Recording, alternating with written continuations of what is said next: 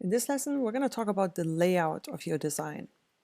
I will show you how to use lines and shapes, alignment and spacing, rulers and guides, margins and pleat, and transparency to create a better design. I love using lines and shapes in my designs. As you can see here, this is a super simple page and it's got 4 lines, actually 5 lines, including this one, and a shape. And just a tiny little bit makes quite a difference. Check out what this looks like without all this stuff. It's pretty boring, right? So just a few lines can just tie things together and give a sense of order, give a sense of direction. You can really do a lot with just a few lines. You can get to the lines feature by clicking L on your keyboard. Then you get a super simple line. You can also use the magic key and get the line from there. And you can look under elements here and find the lines right there. And then you have something to start with. But once you have your line here, you have different options up here. You can change the color, you can change the weight of the line, you can make it rounded endpoints. So if you have a really bold line, for example, you can have either flat ends or you can make them rounded like this. You can say if you want it to be a dashed line, smaller dashes, or a dotted line, and then you can even add endpoints to both sides of your line. And the same is true for shapes. They're just really easy to use design elements that add something to your overall design and tie all of your designs together. Remember how I was saying that I want you to be able to recognize my brand without seeing my name or my logo? Shapes and lines can help you with that. Let's just look at some of these examples. By the way, if you have a presentation document, presentations are a great way to see and learn how you can use elements to tie together certain, your design across multiple pages without looking the same. So if you click on any of these, you will see a set of pages that are part of this presentation. And obviously they're all in the same style. So you can see how people use the same elements across different pages. So this is exactly the same element right here. This like pink corner turned into a dark brown corner with the dots in front of it, right? The dots are the same, the pink shape, the shape is the same. It's just used slightly different colors. Then now it's over here. Now it's over here with a different, with swirly lines across instead of dots. So it's the same elements, just used in different colors. You see those concentric circles show up every once in a while here and here. Those, multiple dots further apart, closer together. So I want you to take a look at this and learn from what you're seeing. And this is just one example. It's not quite on brand for, for Sherman, but there are other ones that you can look and just learn from what they're doing. Like how are they using shapes and how are they using lines to tie their designs together? How are they using colors? How are they using like photos? Even the photos here have the same the same style and the same feeling and the same colors. So it's a really great way of learning how to design better by just looking what other people are doing and taking some ideas from their designs. Here's another great example. If you want to use lots of pictures, how do you line them up on a page? Here are many different ways you can do this. To get to the shapes section, you can go to elements here. And right now, Canva doesn't want to load those elements.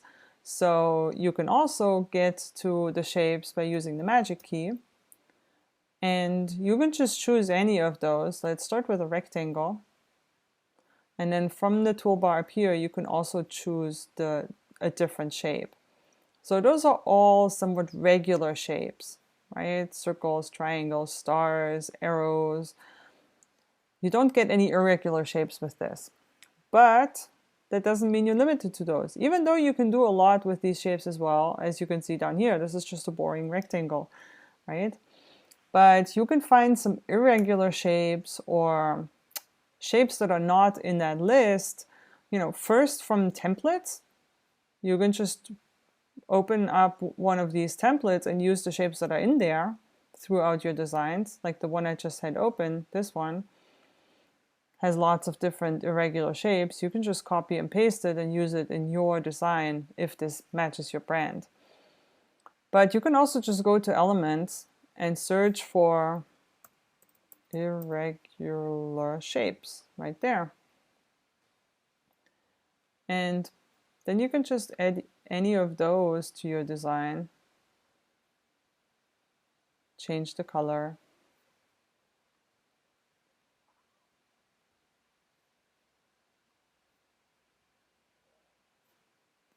You get the brand color. Let's do a secondary one.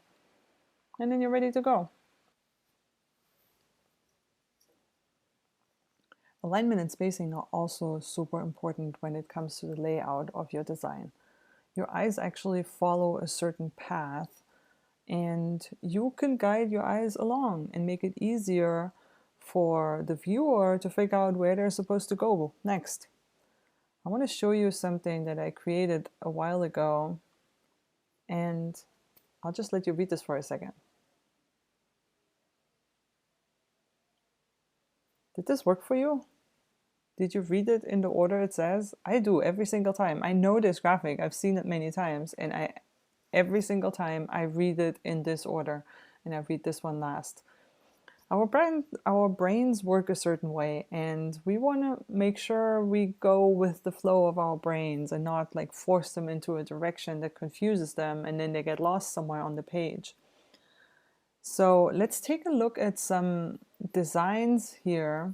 Let's use a blank page and see if we can recognize some important rules.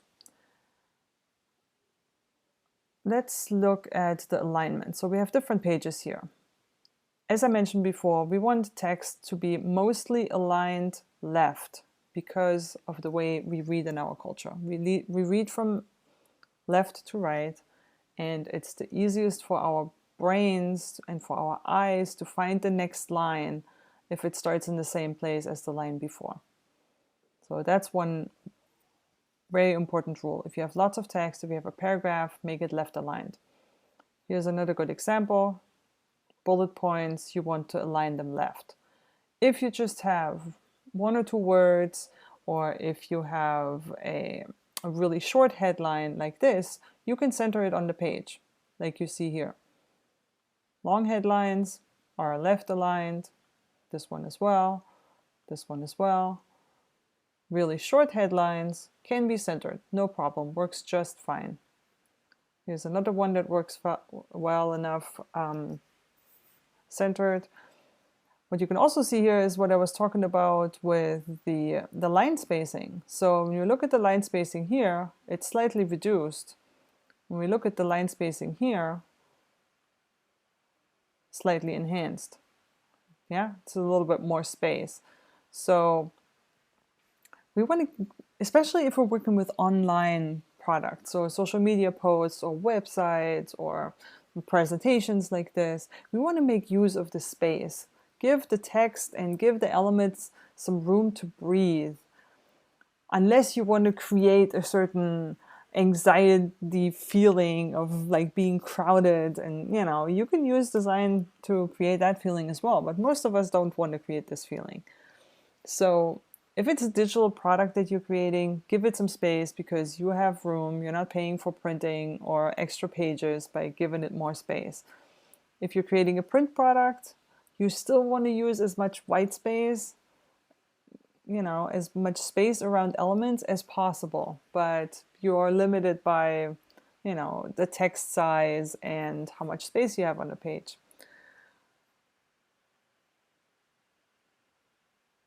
Rules and guides can really help you organize things in a way that makes sense. Let me see if I can find an example here where rulers and guides could help you. Let's check out this one. Well, there's lots in here. But you can also see how they use shapes to tie the, with this page, and then just use the lines at the same angle throughout your design. People will remember that. It's nothing that you really think about when you view something, but it's something that gets stuck in your brain. So when you come to a page like this, you remember those lines, and it just all makes sense. Now, they did something here that I absolutely do not agree with, and that is all caps in a paragraph text. Do not do this. This is extremely hard to read. I don't recommend this at all, and I would totally change this. Let's see, to upper and lowercase. Makes it a lot easier to read. This text also has spacing between the letters, letter spacing. I don't recommend this either because this is easier to read.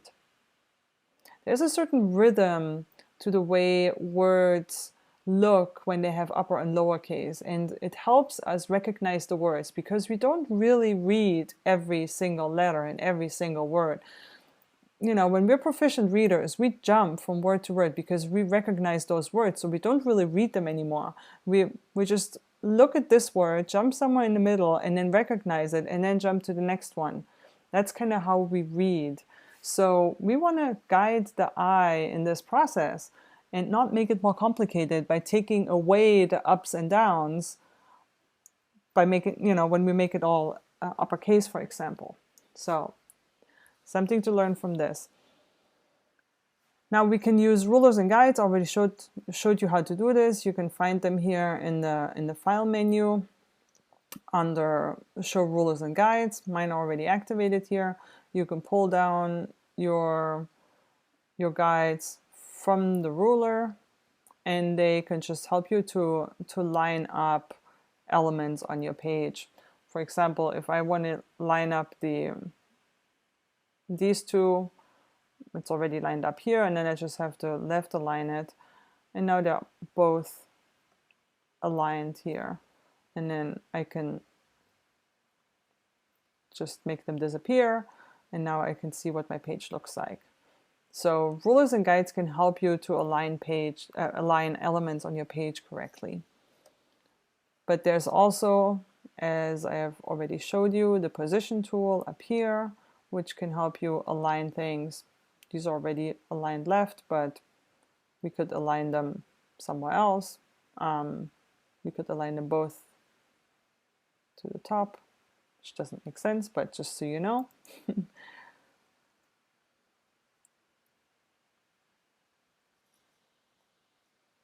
Another element that I've seen, I don't see very often, I think it's underused, is transparencies. I just noticed it right here. So let's look at this design. So this page right here uses transparencies.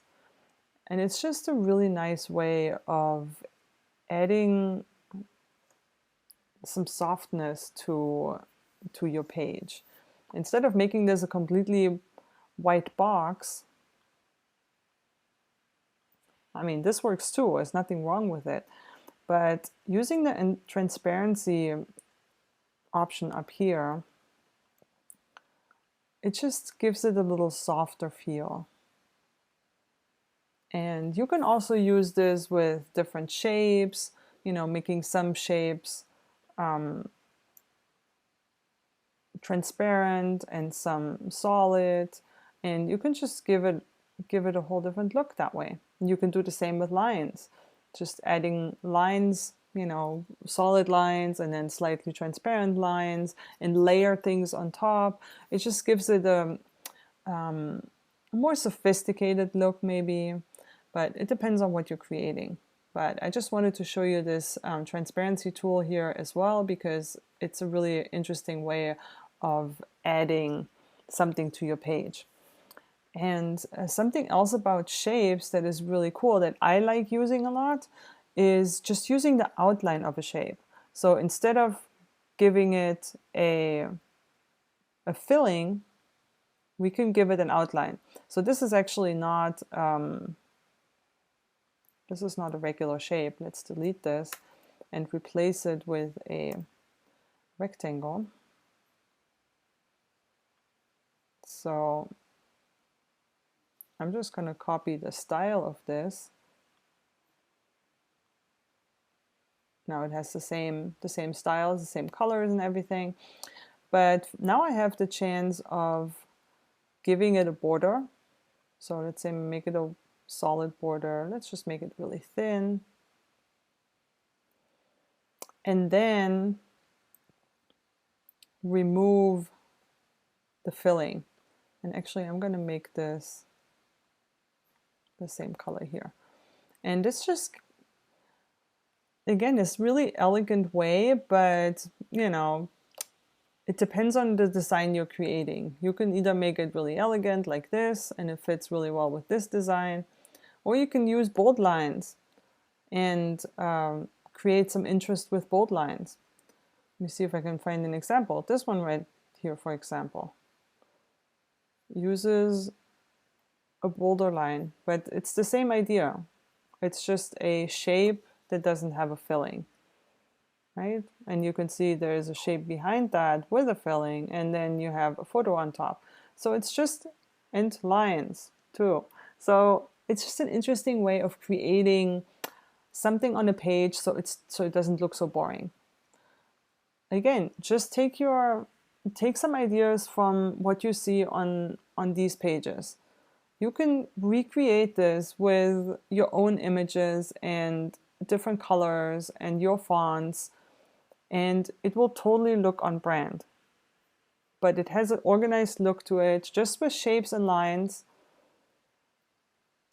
and makes it a little bit more interesting. Here's another way of using shapes and lines. So it doesn't always have to be all boxy and straight and whatnot. You know, give it a little bit of interest by adding some shapes to it. And if you are consistent with this, if you always do this, you will have a more solid brand, a stronger brand that will be more easily recognized. And it's more flexible that way too, because you can just move things around. They're always just using frames, right? There's a frame, there's a frame. It just makes it more, it makes it easier for you really to create new designs, because you have multiple elements and you don't always have to reinvent the wheel. So I think this presentation has some really great examples that might be applicable for Sherman to use in designs, just by applying your style and adding your images to it, and then using your fonts, which you can easily do with the Styles tab here. So you change it to your fonts. You can even make this uppercase again. This works. And then, you know, using your colors. Could be like this, it could be like this. You can even just make this white again and it's on brand. Or you can go in and, you know, use your secondary colors. I don't know about the colorful background. I would probably add white to these just so it shuffles through the white as well. But this looks cool. Like, I love this color combination. So it's super easy to apply your own brand to any of these. So if you're ever lost for inspiration and trying to create new designs, check out the templates, and specifically check out the presentation templates, because they will give you more than one page. You don't have to create a presentation document like I have here. You can go on the home page and look for presentations here.